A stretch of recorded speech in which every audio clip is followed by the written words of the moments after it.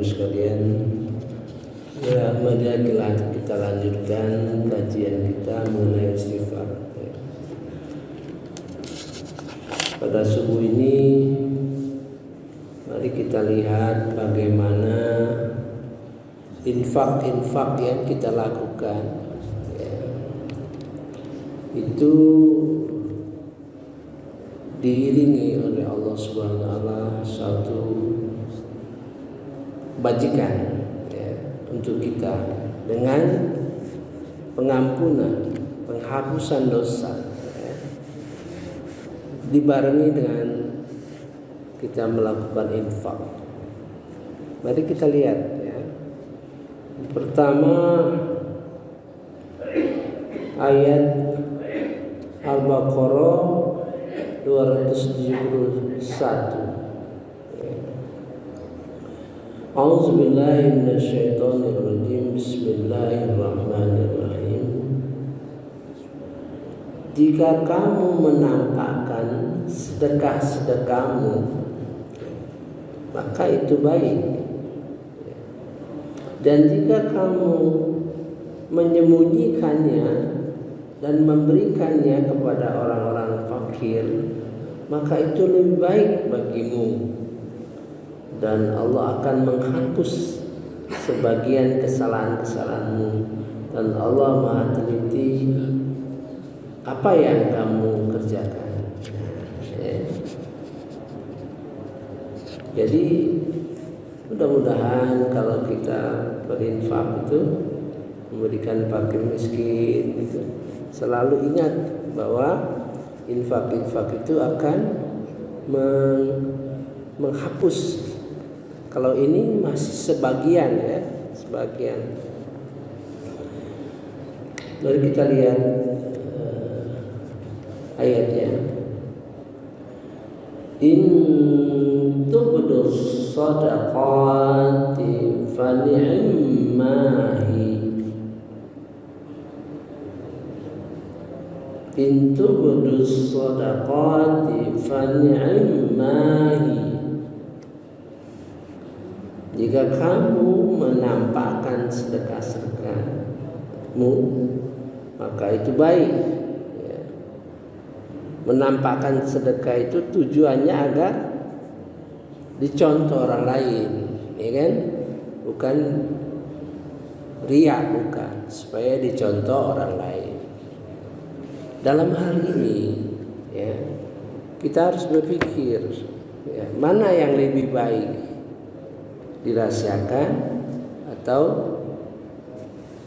tidak, gitu. Karena bagaimanapun kalau itu kepentingan organisasi harus terbuka, ya, sebab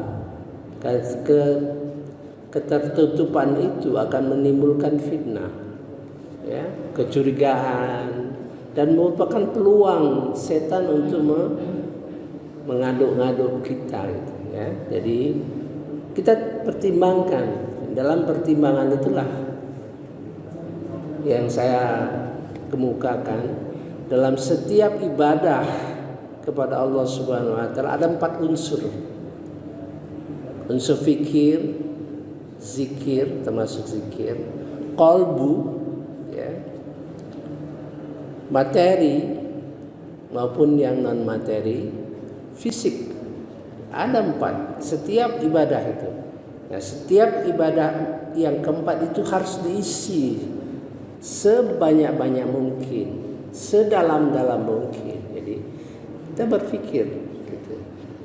Berpikir itulah merupakan ibadah-ibadah. Poin-poin, misalnya dalam memberikan infak sejumlah untuk banyak orang, kan? Tapi untuk terlalu banyak nggak cukup. Kita berpikir siapa yang lebih layak ini diberikan. Itu merupakan zikir, fikir, dan mainkan kolbu, ya. Misalnya orang miskin yang kita datangi rumahnya, ya, membawa apa yang kita infakkan jauh lebih, nilainya lebih tinggi, ya. Karena di dalam pendekatan itu mungkin bapak-bapak jarang atau belum pernah ya memberikan infak orang yang nggak punya, yang tidak terlalu meminta, kita datangi rumahnya. Bagaimana datang ke rumah itu merupakan suatu pelajaran bagi kita. Bagaimana menderitanya orang punya tempat tinggal sebesar ya 3 kali 4, di situ tempat tidur, di situ 5 tamu, di situ tempat masak, malahan lebih besar dari dapur kita. Itu merupakan bagian. Maka Rasulullah itu memberikan petunjuk supaya didatangi gitu. Sebetulnya itu mengolah kalbu kita supaya semakin dalam, semakin merasai, semakin meresapi bahwa infak itu perlu bagi mereka. Maka akan rentetan ayat-ayat selanjutnya itu akan berkembang dan tumbuh. Bagaimana infak dalam keadaan sempit atau lapang, bagaimana infak tidak kikir, tidak boros. Itu merupakan pengembangan dari hasil-hasil mengikuti apa yang diberi petunjuk oleh Allah Subhanahu wa taala. Anak yatim digosok kepalanya. Itu simbol supaya kita dekat, kita merasai gitu. Maka itu yang menimbulkan maghfirah, menimbulkan pengampunan, menimbulkan rahmat ya. Kita lanjutkan. Wa in tukhfuha, dan jika kalian merahasiakannya, wa tu'tuhal fuqara fahuwa khairul lakum. Kalau orang miskin itu dirahasiakan jauh lebih baik ya. Kalau sifatnya pribadi ya. Kita pribadi kalau berjemaah dalam suatu organisasi harus terbuka, mau tidak mau harus terbuka ya. Dan kembali terbuka itu tujuannya untuk memberi contoh pada orang lain. Tapi jangan lupa, setan selalu ngintip ya, selalu ngintip itu. Sehingga misalnya kita maksud mencari memberi contoh, digosok, dibisik-bisik oleh setan supaya timbul riya ya, timbul sum'ah ya, dan sebagainya itu. Tapi tidak apa-apa ya.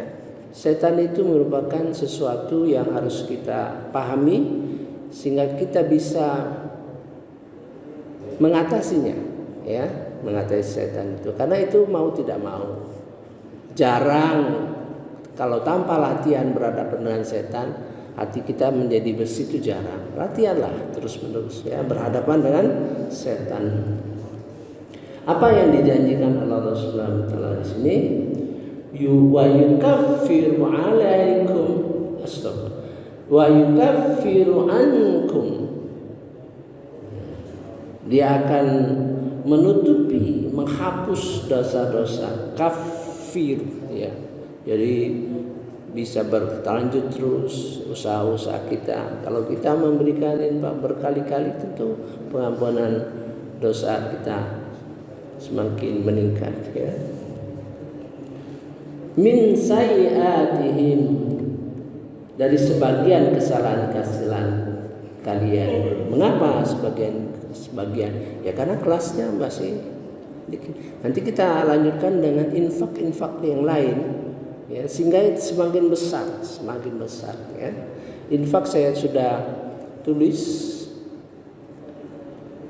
infak menguatkan jiwa, membangun jiwa ya, di dalam tulisan saya itu judulnya ya. Wallahu bima ta'maluna khabir. Dan Allah mengetahui apa yang kamu kerjakan dengan teliti. Khabir itu teliti ya. Khabir itu tahu persis ya. Mudah-mudahan infak itu menjadi kebiasaan kita ya. Mari kita lanjutkan satu ayat lagi 267. Jadi infak itu dari sisi hati ya, dari sisi penggunaan juga. Jangan sampai kita menginfakkan sesuatu yang orang pun tidak suka gitu ya. Mari kita lihat ayat 267. Wahai orang-orang yang beriman, infakkanlah sebagian hasil usahamu yang baik-baik dan sebagian dari apa yang kamu keluarkan dari bumi untukmu. Janganlah kamu memilih yang buruk untuk kamu keluarkan, padahal kamu sendiri tidak mau mengambilnya, melainkan dengan memicingkan mata, ya, memicingkan mata, enggan terhadapnya, dan ketahuilah bahwa Allah Maha Kaya, Maha Terpuji. Jadi yang bagus-bagus lah ya. Kalau duit mungkin yang wajar lah gitu. Yang pernah diceritakan Ustaz Ikin itu seorang yang diberi Rasulullah sejumlah uang, tapi dia memprotes karena tidak wajar kan gitu ya. Kemudian diberi lagi oleh Rasulullah dengan jumlah yang wajar, terus diperintahkan dia untuk bicara nih. Itu pernah ya. Jadi sebagusnya yang pantas lah gitu.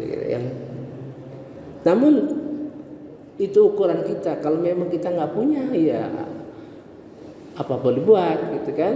Nanti saya akan sampaikan satu ayat yang mana membuat kita sadar bahwa kemampuan kita memberi itu sebetulnya Allah lah yang memberi kita kemampuan memberi itu ya.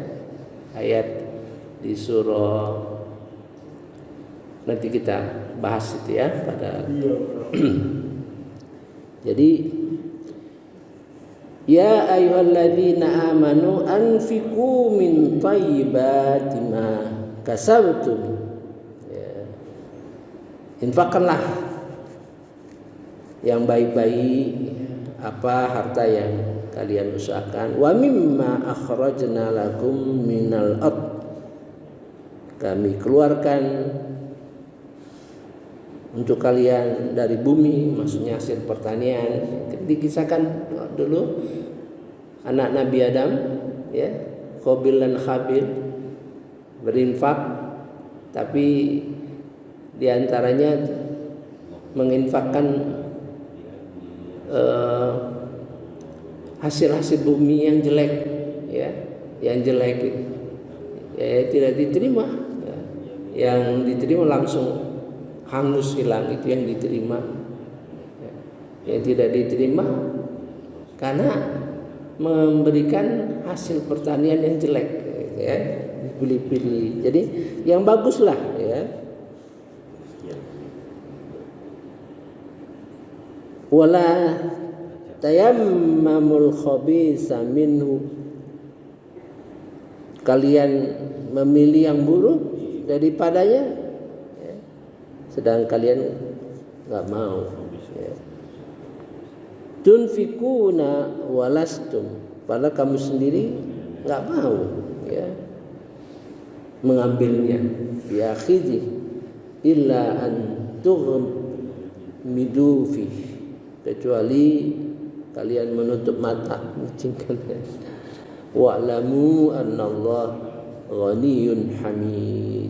Ya, penutupnya selalu ada dua ayat, dua bagian kata-kata yang menunjukkan bagian dari Asmaul Husna ya, tergantung konteksnya gitu.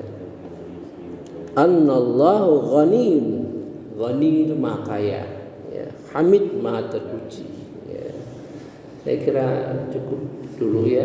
Mudah-mudahan kita lanjutkan dengan infak ini ya, materi di dalam infak, di mana infak itu berbarengan dengan pengampunan Allah Subhanahu wa taala, juga berbarengan dengan peningkatan infak. Semakin tinggi infak yang diberikan, maka pengampunan juga semakin besar. Kita selesaikan dua ayat ini ya. Bagi kita mudah-mudahanlah sambil menanamkan pengertiannya.